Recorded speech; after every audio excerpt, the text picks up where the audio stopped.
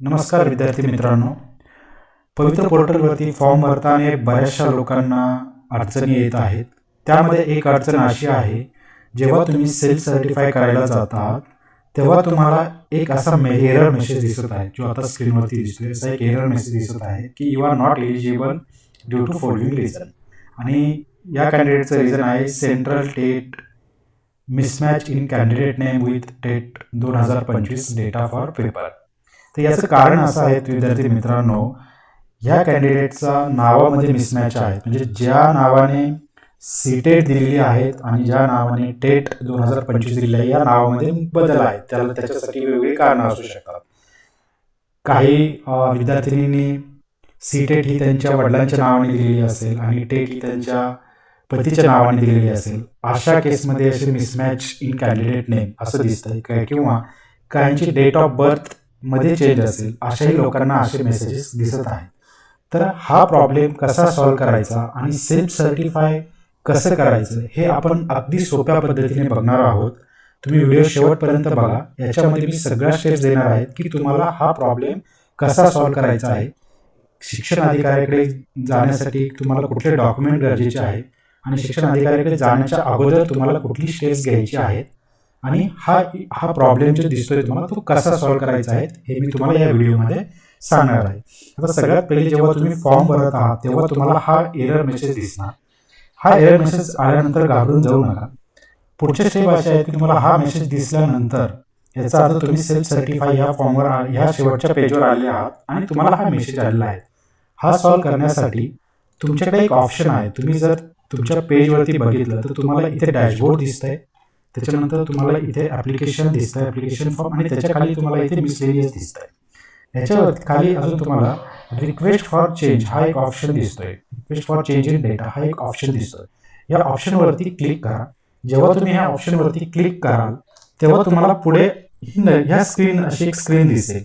त्याच्यावरती तुम्हाला 3 प्रकारचे हे दिसेल. एक तर request for mismatch name in state TET किंवा request for mismatch name in central TET किंवा request for change in date of birth. आता तुमच्या केसमध्ये ज्याच्यामध्ये तुमचा डिफरन्स दाखवत आहे नावामध्ये असेल, मग तो नावामध्ये टीईटी म्हणजे महा टीईटी आणि तुमचा टेट याच्यामध्ये जर डिफरन्स असेल किंवा सीटीएटी आणि टेट याच्यामध्ये डिफरन्स असेल तर त्याप्रमाणे तुम्ही तुमचा ऑप्शन सिलेक्ट करा. हे 3 बटन दिसत आहेत. ज्याच्यासाठी तुम्हाला प्रॉब्लेम आहे त्या बटनावरती क्लिक करा. या बटनावरती क्लिक केल्यानंतर तुम्हाला एक साधारणतः अशी स्क्रीन ओपन होईल. ही खालची स्क्रीन थोड्या वेळासाठी आपण बाजूला ठेवूया.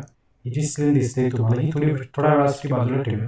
तुम्हाला जे वरती 3 ऑप्शन दिसत आहेत, या ऑप्शनवरती क्लिक केल्यानंतर तुम्हाला इथे खाली एक फॉर्म फिलअप करण्यासाठी त्याच्यामध्ये तुम्हाला तुमचा टेटची डिटेल्स दिसतील. त्याच्यानंतर तुम्हाला सीटेट किंवा ही जी स्टेट टीईटी दिली त्याची डिटेल्स दिसतील. याचा अर्थ तो दाखवत आहे की ही वेबसाईट तुम्हाला दाखवत आहे की तुमच्या नावामध्ये कुठे डिफरन्स आहेत. ओके, त्याला तुम्हाला काही करायचं नाही आहे. फक्त ह्या फॉर्मवरती तुम्हाला ईओ डिस्ट्रिक्ट निवडायचं आहे. तुम्ही ज्या जिल्ह्यामध्ये आहात, समजा तुम्ही पुणे जिल्ह्यात आहात तर तुम्हाला ईओ डिस्ट्रिक्ट तुम्हाला पुणे सिलेक्ट करायचं आहे. जर तुम्ही ठाणे जिल्ह्यामध्ये आहात तर तुम्हाला ठाणे सिलेक्ट करायचं आहे. मुंबई असेल तर मुंबई सिलेक्ट करायचं आहे. ते तुम्ही एकदम काळजीपूर्वक सिलेक्ट करा, कारण तुम्हाला त्या डिस्ट्रिक्टमध्ये जाऊन त्या जिल्ह्यामध्ये जाऊन तिथल्या शिक्षण अधिकाऱ्याला भेटायचं आहे. सो तुम्ही ज्या जिल्ह्यामध्ये असेल त्या जिल्ह्यामध्ये जो तुमचा सगळ्यात जवळचा असेल, तुमच्यासाठी जो कमी टाइम कन्झ्युमिंग असेल अशा डिस्ट्रिक्टला इथे सिलेक्ट करा आणि तो डिस्ट्रिक्ट सिलेक्ट केल्यानंतर तिथे सेव्ह किंवा सबमिटचं बटन असेल त्या बटनावरती क्लिक करा. जेव्हा तुम्ही असं क्लिक कराल त्याच्यानंतर तुम्हाला ही स्क्रीन दिसेल खालची. ही जे दिसत आहे डिटेल्स, त्या कॅन्डिडेटचा पेपर 1 दिलेला आहे, हे डिटेल्स आहेत. आणि जो ईओ आहे हा ईओ इथं दिला आहे बघा, पुणे. या कॅन्डिडेटने पीओ सिलेक्ट केलेला आहे. जेव्हा ते सिलेक्ट करून आणि सेव्ह केलेलं असेल तेव्हा हे स्टेटस पेंडिंग दिसेल. It is a very important. तुम्हाला हे स्टेटस पेंडिंग दिसणार. तुम्हाला ईओ डिस्ट्रिक्टला शिक्षण अधिकाऱ्याकडे कधी जायचं आहे त्याच्या अगोदर तुम्हाला हे सगळं करायचं आहे. अगोदर तुम्हाला इथे फॉर्म फिल करून हे स्टेटस जेव्हा पेंडिंग दिसेल त्याच नंतर तुम्हाला शिक्षण अधिकाऱ्याकडे जायचं आहे. त्याच्या अगोदर शिक्षण अधिकाऱ्याकडे जायचं नाही. इथं तुम्हाला पेंडिंग दिसतं, याचा अर्थ तुम्ही काय केलं, इथून तुम्ही तुमचा डेटा सबमिट केलेला आहे. जेव्हा तुम्ही इथून सबमिट करतात आणि तुम्हाला हे स्टेटस पेंडिंग दिसतं याचा अर्थ तुम्ही जो कोणता ईओ डिस्ट्रिक्ट सिलेक्ट केलेला असेल त्या शिक्षण अधिकाऱ्याला तुमची रिक्वेस्ट जाते, या पवित्र पोर्टल मार्फत त्यांना ती रिक्वेस्ट जाते. ओके, म्हणजे सगळ्यात पहिले तुम्हाला इथं आल्यानंतर हा डेटा फिल करून जोपर्यंत पेंडिंग स्टेटस येत नाही तोपर्यंत तुम्हाला शिक्षण अधिकाऱ्याकडे जायचं नाही. इथं स्टेटस पेंडिंग दिसतंय, याचा अर्थ आता तुमचा फॉर्म पवित्र पोर्टल मार्फत शिक्षण अधिकाऱ्याकडे जमा झालेला आहे. आता याच्यानंतरची पुढची स्टेप तुम्हाला काय करायची आहे, अगदी काळजीपूर्वक ऐका. पुढची स्टेप हे झालं, इथपर्यंत झालं की पुढची स्टेप आहे तुम्हाला जो कुठला जिल्हा तुम्ही निवडलेला असेल ईओ डिस्ट्रिक्ट म्हणून त्या जिल्ह्याच्या शिक्षण अधिकाऱ्याकडे त्या ऑफिसला जायचं आहे. तिथे गेल्यानंतर सोबत कुठले कुठले कागदपत्र घेऊन जायचे ते मी सांगतोय. तिथे गेल्यानंतर असा एक तुम्हाला फॉर्म फिल करायचा आहे. हा फॉर्म तुम्ही स्क्रीनशॉट घ्या किंवा मी या व्हिडिओच्या लिंकमध्ये तिथे खाली PDF देईल, तिथून तुम्ही डाउनलोड करू शकता किंवा तुम्ही तुमच्या स्वहाताने पण लिहू शकता. अशा प्रकारचा एक फॉर्म तुम्हाला राईट करायचा आहे. याच्यामध्ये तुम्हाला मान्य जिल्हा शिक्षण अधिकारी, प्राथमिक किंवा माध्यमिक, तुमचा कुठला जिल्हा असेल तो, तुमचा जो विषय आहे, कुठला तुमचा मिसमॅच आहे, म्हणजे CTET किंवा TET व टेट परीक्षेतील नाव किंवा जन्मतारीख मिसमॅच दुरुस्तीसाठी विनंती अर्ज करता येईल. महोदय महोदया, मी खाली सही करणार. तुमचे नाव, तुमचं संपूर्ण नाव जे तुम्हाला इथं टेट प्रमाणे नाव टाकायचं आहे, इथे लक्ष द्या.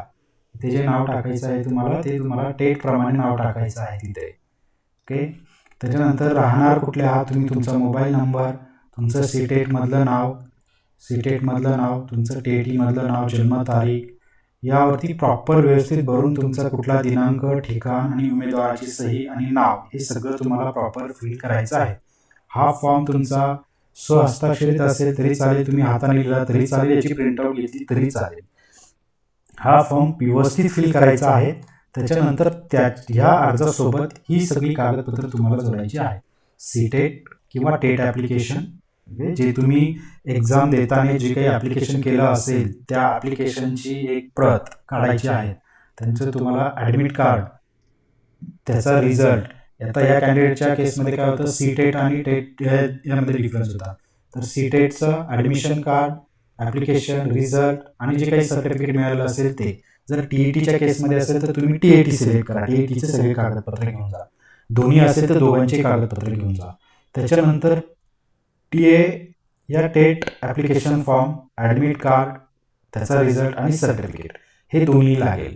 ओके, त्याच्यानंतर तुमचं मॅरेज सर्टिफिकेट असेल तर, किंवा अफिडेविट केलं असेल नावाबद्दल, किंवा गॅझेट, जे काही तुम्ही त्या दोन्ही नावं मॅच करण्यासाठी जे काही असेल तुमच्याकडे तो प्रूफ दाखवायला लागतो तुम्हाला. जो काही असेल तो तुम्ही सोबत घेऊन जा. त्याच्यानंतर आधार कार्ड आणि पॅन कार्ड ही सगळी कागदपत्र तुम्हाला या वरच्या अर्जासोबत जोडायचे आहेत. हे झालं.